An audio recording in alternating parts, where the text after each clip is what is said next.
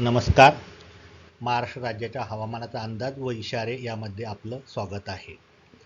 अंतर्गत महाराष्ट्र व लगतच्या तेलंगणा राज्यावर समुद्रसपाटीपासून 3.1 किमी उंचीवर प्रतिचक्राकार वाऱ्याची स्थिती म्हणजेच अँटीसायक्लोन स्थिरावलेले आहे.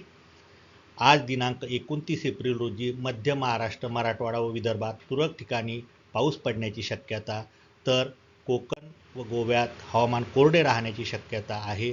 तर दिनांक 30 एप्रिल रोजी संपूर्ण राज्यात हवामान कोरडे राहण्याची शक्यता आहे. इशारे. आज दिनांक 29 एप्रिल रोजी वर्धा व यवतमाळ, अकोला व अमरावती जिल्ह्यात तुरळक ठिकाणी उष्णतेच्या लाटेची शक्यता आहे.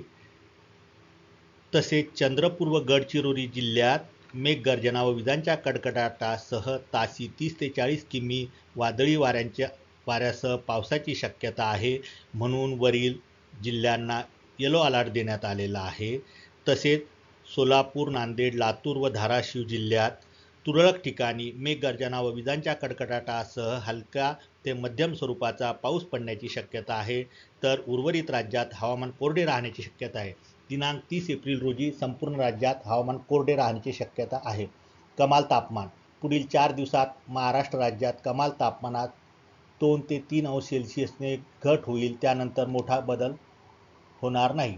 पुणे शहर व परिसरात आकाश मुख्यतः निरभ्र राहण्याची शक्यता आहे. धन्यवाद. अधिक माहितीसाठी आमच्या संकेतस्थळाला भेट द्या.